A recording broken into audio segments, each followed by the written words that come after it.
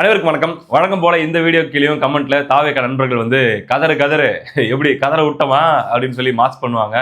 சத்தியமா சொல்றேன் நண்பா, கதற விட்டீங்க. உண்மையிலேயே கதறிட்டு தான் இருக்கிறோம். அதாவது நீங்க நினைக்கிற மாதிரிலாம் இல்லை. நீங்க சொல்றீங்க இல்லையா, நல்லா மனசு விட்டு அழு ப்ரோ, உங்களுக்குலாம் வேற வழி இல்லை அப்படின்ட்டு.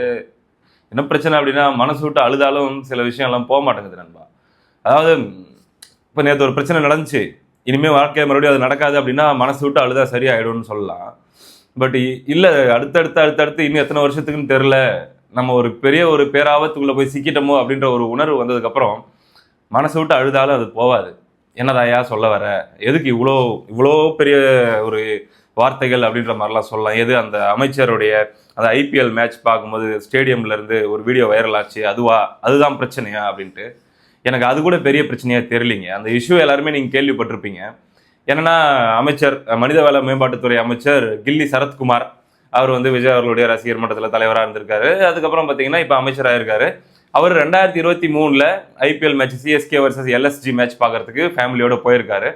அங்கே அவர் எடுத்த ஒரு வீடியோ, அதாவது 500 ரூபா நோட்டு, அப்புறம் அந்த கிரெடிட் கார்டோ ஏடிஎம் கார்டோ ஏதோ வச்சு மொபைல் ஸ்க்ரீன் மேலே வச்சு ஏதோ ஒரு பவுடரை ஏதோ பண்ணுறாரு. இப்படி பவுடர் மாதிரி பண்ணி இப்படி கோடெலாம் போட்டு ஏதோ பண்ணி அதை ஒரு ஸ்டேட்டஸ் மாதிரி எடுத்து தக் லைஃப் அப்படின்ட்டு அவருடைய இதில் போட்டிருக்காரு. இன்ஸ்டாலன்னு நினைக்கிறேன் போட்டிருக்காரு. அதில் செலக்ட் பண்ணி குறிப்பிட்ட நண்பர்களுக்கு மட்டும் அது காட்டுற மாதிரி போட்டிருக்காரு. 2 வருஷத்துக்கு முன்னாடி போட்டிருக்காரு.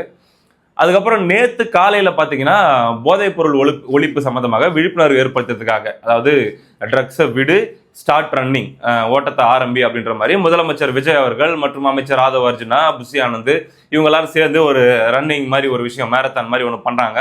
பண்ணி விழிப்புணர்வு நாங்கள் ஏற்படுத்தியிருக்கோம் அப்படின்லாம் சொல்கிறாங்க. இப்படி ஆயிட்டு இருக்கிற இந்த நேரத்தில் அதுக்கு முன்னாடி நாள் பஸ்ஸில் போயிட்டு ஒயிட் ஷர்ட்லாம் போட்டு கண்டக்டரோட உட்காந்து எல்லாம் ஒரு பயங்கரமாக ஒன்று வைரல் ஆச்சு இல்லையா? அதை பார்த்து விஜய் அவர்களுடைய ரசிகர்கள் தொண்டர்கள் எல்லாருமே அவருடைய ஒவ்வொரு ஆங்கிளையும் ரசிச்சுக்கிட்டு, லெஃப்ட்லேருந்து பார்க்க எப்படி இருக்காரு, ரைட்லேருந்து பார்க்க எப்படி இருக்காரு, எவ்வளோ ஃபிட்டாக இருக்காரு, அந்த வெள்ளை சட்டைக்கும் அந்த பேண்ட்டுக்கும் அந்த கண்ணாடிக்கும் பார்க்க எப்படி இருக்கு அப்படின்ட்டு அப்படியே ரசித்து மெய் மறந்து மூழ்கி போயிட்டு இருக்கிற அந்த டைமில் இந்த வீடியோ வைரல் ஆக ஆரம்பிக்குது. இந்த அமைச்சர் சம்மந்தப்பட்ட வீடியோ பயங்கரமாக கேள்வி எழுப்ப ஆரம்பிக்கிறாங்க. என்னங்க அது, பார்த்தா போதைப் பொருள் பயன்படுத்தின மாதிரி தெரியுது, போதைப் பொருளை தானே இந்த மாதிரி வந்து இந்த கார்டு, அது எனக்கே தெரியாது உண்மையிலே, எதோ 500 ரூபா நோட்டு கார்டு இப்படி பண்ணுறாங்களே, இதெல்லாம் என்னடா அப்படின்னு சொல்லி நானும் பசங்கிட்ட கேட்டால், ப்ரோ அது வந்து அந்த மாதிரி விஷயத்துக்கு தான் அந்த மாதிரி யூஸ் பண்ணுவாங்க அப்படின்ற மாதிரி சொன்னாங்க. அப்புறம் அந்த வீடியோ வைரல் ஆகுது. எல்லாருமே கடுமையான கேள்விகள் எழுப்ப ஆரம்பிக்கிறாங்க. உடனடியாக அமைச்சர் கில்லி சரத் என்ன பண்றாருன்னா, ஒரு விளக்க வீடியோவோட வராரு. அந்த வீடியோல அவருடைய ஒரு குழந்தை, ஒரு 3 வயசு 4 வயசுக்குள்ள இருக்கலாம், 3 வயசு இருக்கலாம், அந்த குழந்தையை தூக்கிட்டு வந்து அவரு நிக்கிறாரு. நின்று என்ன சொல்றாருன்னா, அவருடைய மனைவியோட, இல்லைங்க நாங்க மேட்ச் பார்க்க போயிருந்தோம், அது வந்து உண்மையிலேயே குழந்தைக்கு உடம்பு சரியில்லை, அன்னைக்கு மாத்திரை கொடுத்தாங்க, அந்த மாத்திரையை தான் நான் இப்படி பண்ணி நசுக்கி பவுடர் பண்ணி க்ரஷ் பண்ணி நான் கலந்து கொடுத்தேன் உடம்பு சரியில்லாத இருந்ததுனால அப்படின்ட்டு அவர் ஒரு விளக்கம் கொடுக்குறாரு. அது யாருமே ஒத்துக்க மாட்டேங்கிறாங்க. இப்போ மருத்துவத்துறையில் இருக்கக்கூடிய பல மருத்துவர்கள் வந்து சோசியல் மீடியாவில் இருக்காங்க இல்லையா, அவங்க எல்லாருமே இதை கடுமையாக அப்ஜெக்ட் பண்ணுறாங்க. கிடையவே கிடையாது, முதல்ல குழந்தைங்களுக்குலாம் அந்த மாதிரி வந்து யாரும் மாத்திரையை நசுக்கி கொடுக்குறதெல்லாம் இப்போ யார் கொடுக்குறாங்க? அது போக வந்து உண்மையிலேயே குழந்தைக்கு மாத்திரை கொடுக்குறவங்க அப்படிதான். மொபைல் ஸ்க்ரீனுங்கிறதே ஒன் ஆஃப் த என்ன சொல்றது டர்ட்டியஸ்ட் ஒரு விஷயம் தான். நீ எத்தனை தடவை சானிடைஸ் பண்ணாலுமே கூட அடிக்கடி அது வந்து அவ்வளோ வைரஸ், அவ்வளோ கிருமிகள் இருக்கக்கூடிய ஒரு விஷயம்தான். மொபைல் ஸ்க்ரீனில் வச்சு நீங்கள் வந்து கார்டை வச்சு 500 ரூபா நோட்டை வச்சு கலந்து நீங்கள் மாத்திரை கொடுத்தீங்கன்னா அதை நம்பணுமா? அதுக்கு எதுக்கு தக் லைஃப் அப்படின்ற வார்த்தையை போட்டு ஸ்டேட்டஸ் போடுறீங்க? இது எதுவுமே நம்புற மாதிரி இல்லையே. தக் லைஃப்னா என்ன, நான் போய் ஸ்டேடியத்திலே ஏதோ ஒன்று பண்ணி கெத்து காமிச்சிருக்கேன் அப்படின்னா தானே தக் லைஃப்னு போடுவீங்க? அப்படின்ட்டுலாம் கேள்விகள் மேலே கேள்விகள் எழ ஆரம்பிக்குது. அவர் விளக்கம் கொடுத்தது எனக்கு பிரச்சனை இல்லை. எனக்கு இந்த இடத்துல வந்து இன்னொரு ஆங்கிள் இருந்து என்ன கேட்க ஆரம்பிக்கிறாங்க அப்படின்னா, இவர் மீது நடவடிக்கை எடுக்க வேண்டும், அமைச்சர் பதவியிலிருந்து அவரை உடனடியாக நீக்க வேண்டும் முதல்வர் விஜய் அப்படின்னு சொல்லி நிறைய ஜேர்னலிஸ்டுங்கெல்லாம் பேச ஆரம்பிக்கிறாங்க. எனக்கு அது எந்த அளவுக்கு சரி அப்படின்னு தோணல. ஏன் அப்படின்னா, அவர் மேல நிரூபிக்கப்படலை எதுவுமே. அப்படி ஒரு விஷயம் வீடியோவா வைரல் ஆயிட்டு இருக்குது, அது என்ன அப்படின்னு சொல்லி சந்தேகங்கள் வலுத்து இருக்குது. லாஜிக்காவே இல்லையே இவர் சொல்றது அப்படின்னு தான் இருக்குதே தவிர, உண்மையிலேயே 1% சான்ஸ் அவருக்கு இருந்தா கூட அந்த சான்ஸ்ல அவர் பலியாயிடக்கூடாதுன்றதான் என்னுடைய பார்வையும் கூட. அப்படின்னும் போது என்ன பண்ணலாம், ஒரு மெடிக்கல் டெஸ்ட் பண்ணலாம். மெடிக்கல் டெஸ்ட் பண்ணா எப்படிப்பா 2 வருஷத்துக்கு முன்னாடி யூஸ் பண்ணது இப்ப தெரியும் அப்படின்ற மாதிரி நிறைய பேர் சொல்லலாம். ஒரு சிம்பிள் லாஜிக் தான். 2 வருஷத்துக்கு முன்னாடி யூஸ் பண்ணவங்களா இருந்தா, உண்மையிலேயே போதைப் பொருள் பயன்படுத்தினவங்களா இருந்தா கண்டிப்பா கடைசி 1 வருஷத்துக்குள்ளேயே யூஸ் பண்ணியிருப்பாங்க.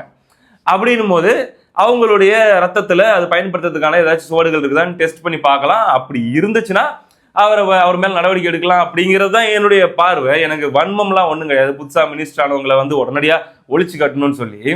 பட் எனக்கு என்னன்னா ஒரு ஆக்வர்டா ஃபீல் ஆன ஒரு விஷயம், உடனே குழந்தை. அந்த ஐபிஎல் வீடியோன்னு சொல்லி இவங்க எடுத்த ஸ்டேட்டஸ்ல எந்த இடத்துலயுமே குழந்தை இல்லை. சரிப்பா, அந்த வீடியோல தான் குழந்தை இல்லை, அவங்க ஃப்ரெண்டுன்னு சொல்லி ஒருத்தவங்க வந்து விளக்கம் கொடுக்குறாங்க. என்னன்னா நாங்க குழந்தைய அந்த பக்கம் எடுத்துட்டு போய் பேம்பர் பண்ணிட்டு இருந்தோம் அப்படின்ற மாதிரி சொல்றாங்க. பட் இப்ப விஜய் ரசிகர்களை பொறுத்த வரைக்கும் அல்லது பொதுவாக இப்ப இருக்கக்கூடிய ஆட்களை பொறுத்த வரைக்கும் ஒரு ஸ்டேடியம் மாதிரி ஒரு இடத்துக்கு மேட்ச் பார்க்க போறாங்கன்னா அவங்க கார்ல கிளம்பி போனதுல இருந்து அதுக்குள்ள என்ட்ரி ஆகுறதுல இருந்து உட்காந்துட்டு இருக்கும்போது 10 செல்ஃபி, சாப்பிட்டுட்டு இருக்கும்போது 4 செல்ஃபி, கூல் ட்ரிங்க்ஸ் குடிக்கும் போது செல்ஃபின்னு சொல்லி எப்படி பார்த்தாலும் ஒரு 50-100 மொமெண்ட்ஸ் பதிவு பண்ணி வச்சிருப்பாங்கல்ல அந்த ஒரு நாள்ல. அதுல ஏதாச்சும் ஒரு போட்டோலயாச்சும் குழந்தை இருக்கும்ல, அப்படி ஏதாச்சும் ஒரு போட்டோவாச்சும் அவங்க காட்டி இல்லைங்க ஃபேமிலி குழந்தையும் தான் இருந்துச்சுன்னு இப்போ வரைக்கும் சொன்ன மாதிரி எனக்கு தெரியல. இதெல்லாம் கூட எனக்கு ஒரு பெரிய இஷ்யூவா தெரியலைங்க. அது தப்பு இருந்தா நடவடிக்கை எடுக்கட்டும் அப்படின்ற அளவுல மட்டும்தான் இருந்துச்சு. ஆனா ஒரு பக்கம் இப்போ அவங்களுடைய ஆதரவாளர்கள், வர்ச்சுவல் வாரியர்ஸ், அதுக்கப்புறம் பார்த்தீங்கன்னா குறிப்பா பெண் ரசிகர்கள் அப்படின்லாம் இருக்காங்க இல்லையா, அவங்க பயங்கரமா சப்போர்ட் பண்ண ஆரம்பிச்சிட்டாங்க.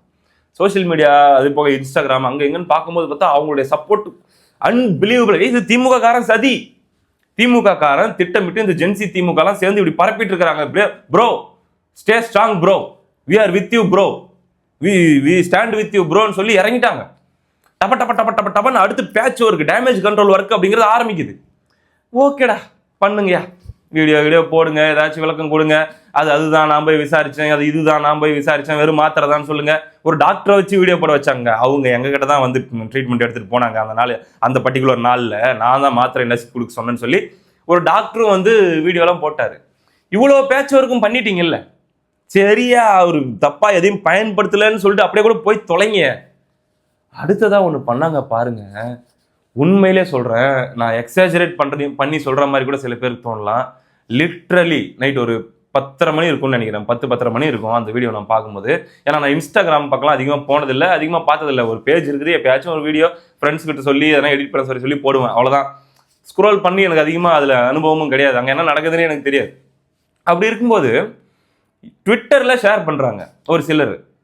என்னன்னா ஒரு குழந்தை அவதூறு பரப்பவர்களை செருப்பால் அடித்த குழந்தை, அவதூறு பரப்பவர்களை எக்ஸ்போஸ் பண்ண ஒரு குழந்தை அப்படின்னு சொல்லி தாவேக ஆதரவாளர்கள் அவங்களுடைய ஐடி விங்கில தீவிரமாக களமாடக்கூடியவங்களாம் ஒரு வீடியோவை ஷேர் பண்றாங்க. யோ நீ கேடயமா நீ யாரை வேணா பயன்படுத்தியா, நீ வந்து ஒரு டாக்டரை பயன்படுத்து, கூட வந்தாங்கன்னு சொல்லி யாரையாச்சும் பயன்படுத்தி, இல்லை இன்ஃப்ளூயன்சர்ஸை பயன்படுத்து, கடைசியில உடனே அது எதுவுமே ஒர்க் அவுட் ஆகலன்னு தெரிஞ்ச உடனே குழந்தையை தூக்கிட்டு வந்து நிக்கிறீங்க. ஒரு ஃபேக் நியூஸ் ஸ்ப்ரெட் பண்ணிட்டு இருக்காங்க. ஆக்சுவலி அங்க என்ன நடந்திருக்குன்னா, யாரையா நீங்க சத்தியமா சொல்றேங்க, 10-10:30 மணிக்கு அந்த வீடியோ, அந்த குழந்தை பேசுற வீடியோ நான் பாக்குறேன். ஹலோ ஃப்ரெண்ட்ஸ், அது போட்டு காட்டக்கூடாது அப்படின்னு நான் நினைக்கிறேன். 81 டேக்குங்க, 2.5 நிமிஷத்துல 81 டேக் அந்த குழந்தை பேசின வீடியோ. அவ்வளோ கட்டிங்ஸ். ட்ரக்ஸ்னா என்னன்னு தெரியும் அந்த குழந்தைக்கு, போதைப் பொருள் என்னன்னு தெரியும், இல்லை என்ன அந்த குழந்தைய பேச வச்சிருக்காங்க. குழந்தைய வந்து இப்படிதான் கில்லி சரத் அங்கிளை பத்தி எல்லாரும் தப்பா சொல்லிட்டு இருக்காங்க, சில ஜூஸ்லாம் சொல்லிட்டு இருக்காங்க, அதாவது சில நாய்ங்கெல்லாம் சொல்லிட்டு இருக்குது. அது மாத்திரை தான் அவர் எடுத்து அப்படி நசுக்கி பாப்பாக்கு கொடுத்துருக்காரு, இதை எல்லாரும் தப்பா நினைக்காதீங்க. குழந்தைய வச்சு பேச வைக்கிறாங்க. அது உண்மையிலே சொல்றேன், அந்த நேரத்தில் நான் எக்ஸாக்டா என்ன ஃபீல் பண்ணேன்னு சொல்லி இப்போ கேமரா முன்னாடி பேசுறதுனால என்னால் அதை வெளிப்படுத்த முடியல. உண்மையை பேனிக் அட்டாக் வந்த மாதிரி ஆயிடுச்சுங்க, ஒரு மாதிரி நடுக்கம் வந்துருச்சு. ஏய் யாரா நீங்க, ஏய் எங்கடா போய் நம்ம சிக்கியிருக்கோம் அப்படின்ற மாதிரி ஒரு ஃபீல் ஒன்று வந்துச்சுங்க. இவங்க எல்லாத்துக்கும் ஆயுதமா யாரடா பயன்படுத்துறாங்க? எண்ட் ஆஃப் த டே குழந்தை. அமைச்சர் விளக்கம் சொல்றதுக்கும் குழந்தை, அது எதுவுமே எடுபடலன்னும் போது அதை டிஃபெண்ட் பண்றதுக்கும் குழந்தை. சரி, விஜய் அவர்கள் ஓட்டு கேட்கறது கடைசி நாள் யாரை பயன்படுத்தினாரா? அதுவும் குழந்தை. இப்ப விஜய் அவர்களுடைய பிறந்த நாளுக்கு யாரை டார்கெட் பண்ணி ஒவ்வொரு பள்ளிக்குள்ளேயும் நுழைஞ்சாங்கன்னா அதுவும் குழந்தைங்க. என்னடா இவங்க குழந்தைகளை குறி வச்சு உள்ள போயினே இருக்கிறாங்க அப்படின்னு சொல்லி ஒன்று ஆச்சு பாருங்க. அதாவது ஒருவேளை எனக்கு மட்டும்தான் அப்படி ரொம்ப ஒரு மாதிரி ஃபீல் ஆகுதா, இல்லை நான் மட்டும்தான் ஓவரா ரியாக்ட் பண்றேன்னா, இல்லை உங்களுக்கும் அந்த மாதிரி தோணுதா அப்படின்னு நீங்க சொல்லுங்க. ஏன்னா பேரண்ட்ஸ் இருப்பீங்க, வீட்டில் பிள்ளைகளை வளர்க்கக்கூடியவங்க இருப்பீங்க, உங்களுக்கு அந்த பதட்ட உணர்வு எதுவும் வரலையா? எங்க குழந்தைங்களை வச்சு ஈஸியா மேனிப்புலேட் பண்ணலாம், குழந்தைகளை வச்சு வந்து பார்த்தீங்கன்னா எல்லா விஷயத்தையும் ஒரு சிம்பத்தியை உருவாக்கலாம் அப்படிங்கிற ஒரு ஸ்ட்ராட்டஜி எவ்வளோ ஆபத்தான ஸ்ட்ராட்டஜிங்க அது. அந்த குழந்தைக்கு என்ன தெரியும்? இப்போ உடனே ஒரு விளக்கம் கொடுப்பாங்க தாவேக்காரங்க, என்னன்னா இல்ல ஸ்கூலுக்குள்ள போனதுக்கெல்லாம் ராஜ்மோகன் சொன்னார் பாத்தீங்களா, நோ காம்ப்ரமைஸ், ஜீரோ டாலரன்ஸ் இனிமே இந்த மாதிரியான விஷயத்துலன்ட்டு. அப்போ இனிமே வந்து அதான் தடுத்துட்டாங்கல்ல, கண்டனம் தெரிவிச்சிட்டாங்கல்ல, அது 4 பேர் எது தெரியாம பண்ணதுன்ட்டு. எப்பங்க சொன்னாரு? 23ஆம் தேதி பர்த்டே முடிஞ்சு எல்லா ஸ்கூல்களையும் நுழைஞ்சு வந்ததுக்கு அப்புறம் சொல்றாரு. 19ஆம் தேதி 20ஆம் தேதியிலிருந்து கத்தினுக்கிறோம் நம்ம, இப்படி நடக்குதுன்னு சொல்லி. 20ஆம் தேதி அறிக்கை விட்டுருக்க முடியாது, 21ஆம் தேதி அறிக்கை விட்டுருக்க முடியாது, பள்ளிக்கூடத்துக்குள்ள குழந்தைங்களை டார்கெட் பண்ணி போவாதீங்க கட்சிக்காரங்க அப்படின்ட்டு. சாவகாசமா எல்லாம் முடிஞ்சதுக்கு அப்புறம் டேமேஜ் கண்ட்ரோல் மாதிரி சொல்லிட்டா நாங்க நம்பிக்கணும்.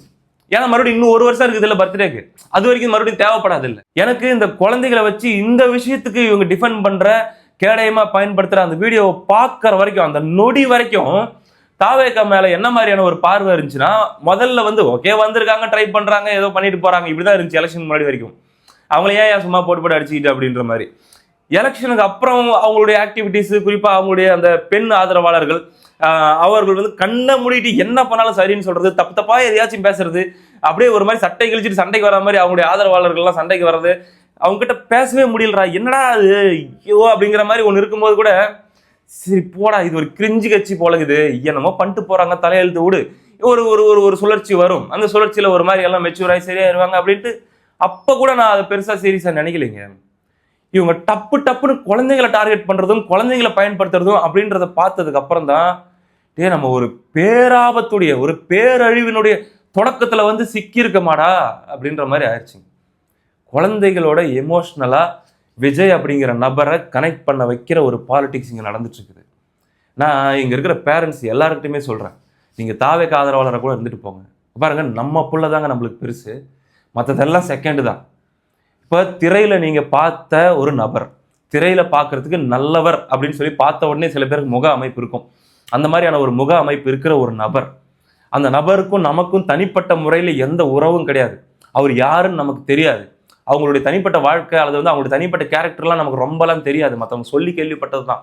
அப்படி இருக்கும்போது அப்படிப்பட்ட ஒரு நபரோட நம்ம வீட்டில் இருக்கிற நம்முடைய பிள்ளைய எமோஷ்னலாக கனெக்ட் ஆக நம்ம அலோவ் பண்ணோம்னா, எமோஷ்னலாக கனெக்ட் ஆகிறத நம்ம விட்டோம்னா, அது அப்படியே தொடர்ந்துட்டு இருந்துச்சுன்னா இது எவ்வளோ பெரிய ஆபத்து அப்படின்னு தயவு செஞ்சு யோசிச்சு பாருங்க. நாளைக்கு ஒருவேளை அந்த நபரை வந்து என்ன பண்ணிடுவாங்க அப்படின்னா, உயிருக்கு நேசிக்க ஆரம்பிச்சிருவாங்க. அதாவது யாருன்னே தெரியாத ஒரு நபரை உள்வாங்கி அவங்க தன்னுடைய வாழ்க்கையில ஒரு அங்கம் அப்படின்னு நினைக்க ஆரம்பிச்சு, தன்னுடைய 24 hours ரொட்டீன்ல ஒரு அங்கம் அப்படின்னு சொல்லி அந்த நபரை நினைக்க ஆரம்பிச்சு வாழ ஆரம்பிக்கிறாங்க. அப்படின் போது அந்த நபருக்கு நாளைக்கு எதனா ஒன்று ஆகுதுன்னு வச்சு 2 நாள் உடம்பு சரியில்லாம ஹாஸ்பிட்டல்ல அட்மிட் ஆகுறாருன்னா கூட நம்ம வீட்டில் இருக்கிற குழந்தைக்கு பிரச்சனை வருங்க, நம்ம வீட்டில் இருக்கிற குழந்தை பாதிக்கப்படுங்க, உளவியல் ரீதியாக பயங்கரமா பாதிக்கப்படும்.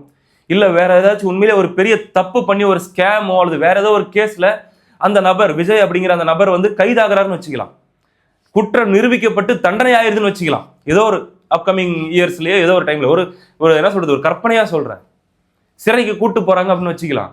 நம்ம புரிஞ்சுப்போங்க, வளர்ந்தவங்க, ஓகே நமக்கு பிடிக்கும் அல்லது வந்து நமக்கு என்ன சொல்றது ஒரு பார்வை இருந்துச்சு, ஒரு சிம்பத்தி இருந்துச்சு, பட் தப்பு பண்ணியிருக்காங்க, நடக்கதான் செய்யும், ஓகே அப்படின்ற மாதிரி நம்மளால அதை ஹேண்டில் பண்ணிக்க முடியும். அதுவே வளர்ந்த எருமைங்களால எத்தனை பேரால அதை ஹேண்டில் பண்ண முடியும்னு எனக்கு தெரியாது, ஓரளவுக்கு. பட் அந்த குழந்தைக்கு என்னன்னு சொல்லி நம்ம புரிய வைப்போம். விஜய் மாமாவை ஜெயிலுக்கு கூட்டு போயிட்டாங்களா அப்படின்னு அந்த குழந்தை அவ்வளவுதான் மனநோயாளியா மாறாதா? அது வெறும் அந்த அளவுல மட்டும் போகாது, அடுத்தது எந்த அளவுக்கு விபரீதமா போறதுக்கான வாய்ப்பு இருக்குது. உணர்ச்சி வசப்பட்ட நிலைமையில இருக்கிறதுனால எனக்கு சரியா வார்த்தைகளை போட்டு சரியா உங்ககிட்ட கன்வே கூட பண்ண முடியலைங்க. ஆனா அது அந்த உணர்வை நீங்க புரிஞ்சுப்பீங்க அப்படின்னு நான் நம்புறேன். இவங்க ஒன்னு இல்லைங்க, விஜய் அவர்களை ஒரு 4 நாள் பதவி ஏற்கிறதுக்கு தள்ளி போது ஆளுநர் வந்து வர வச்சு அமுச்சு விடுறாரு, மெஜாரிட்டி காட்ட முடியாம போயிட்டு இருக்குது. அப்ப தம்பி ராமையா ஒரு வீடியோ போடுறாரு, நடிகர் அழுவுறாரு, வீடியோ போட்டு ஆளுநருக்கு வேண்டுகோள் வைக்கிறாருங்க. ஐயா ஆளுநர் ஐயா, வீட்டுல எங்க பேர பிள்ளைங்கெல்லாம் எங்க குழந்தைங்கெல்லாம் சாப்பிட மாட்டாங்குது, எல்லாம் ரொம்ப அழுதுகிட்டு இருக்குது, அதுங்கெல்லாம் நிம்மதி இல்லாம ஒரு மாதிரி பைத்தியம் பிடிச்ச மாதிரி ஆயிடுச்சு, தயவு செஞ்சு அவரை கூப்பிட்டு அவருக்கு பதவி கொடுத்துருங்க. அப்ப இது எல்லாத்தையும் நம்ம பார்க்க ஒவ்வொரு நிகழ்வை இணைச்சு பார்க்க எதுக்குடா இவனுக்கு குழந்தைங்களை டார்கெட் பண்றானுங்க? டேய், அரசியல் பண்றதா பண்ணுங்கடா, என்னத்த வேணா பண்ணுங்கடா, பிள்ளைகளை ஏன்னா டார்கெட் பண்றீங்க? அது படிக்கட்டுண்டா, வளரட்டுண்டா, விளையாடட்டுண்டா, என்னமோ பண்ணிட்டுண்டா. முதல்ல பேரண்ட்ஸ் உங்களுக்குலாம் அந்த மாதிரிலாம் வீடியோ பேச வச்சு என்ன ஏது மாத்திரனா என்ன, அது பவுடரா, அது வேற எதனா போதை பொருள, என்னடா தெரியும், அது அதை பேச வச்சு அதை வீடியோ போட வச்சு அதை வைரல் ஆக்குறீங்களா? என்ன சைக்கோவாடா நீங்க? யாரா நீங்க? தயவு செஞ்சு பெற்றோர்கள்கிட்ட நான் ஒண்ணே சொல்லுவேன், நீங்க திரையில பாக்குற எந்த நபர்கிட்டையும் நீங்க முதல்ல எமோஷனலா அட்டாச் ஆகாதீங்க. ரசிக்கிற மாதிரி இருக்குது, பார்த்தா அப்படியே மயங்கிற மாதிரி இருக்குதுன்னா உங்களை நீங்களே அலர்ட் பண்ணிக்காங்க. ஓகே ஃபைன், பட் ஸ்டில் நான் இருக்க வேண்டிய இடத்துல என்னை வச்சுக்கிற தெரியும் அப்படின்னு சொல்லி நீங்கள் உங்களை வைங்க.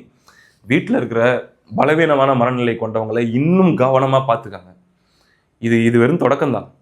இங்கே அவங்க ஆளுங்கட்சி ஆகிட்டாங்க, நல்லது பண்ணால் பண்ணிட்டோம், இல்லை அவங்க எதனா ஆட்டம் போட்டுறாங்களா போட்டோம், அடுத்த 5 வருஷம் கழிச்சு மக்கள் என்ன சொல்கிறாங்களோ அது நடந்துட்டு போட்டோம். ஆனால் ஃபேமிலி ஃபர்ஸ்ட். நம்ம பிள்ளைங்களை ரொம்ப ரொம்ப ரொம்ப ப்ரொடெக்டிவாக பார்த்துக்க வேண்டியது நம்முடைய கடமை. இது எல்லாம் மீறி போயிட்டு இருக்குது, ரொம்ப ரொம்ப தப்பாக போயிட்டு இருக்குது. இது எதேச்சியாக அங்கொன்றும் இங்கொன்றும் மறுபடியும் தூக்கிட்டு வருவாங்க. எதேச்சியா இல்லைங்க, இது திட்டமிட்டு மேனிப்புலேஷன் நடக்கிற மாதிரி நமக்கு ஃபீல் ஆகுது. ஏதோ ஒரு ஆபத்துக்குள்ளே சிக்கிட்டு இருக்கிறோன்ற மாதிரியான ஒரு அச்ச உணர்வு தருது. தயவு செஞ்சு கொஞ்சம் ரொம்பவே கவனமாக வீட்டில் இருக்கிறவங்கள பாருங்கள். அடுத்த வீடியோவில் சந்திப்போம். நன்றி.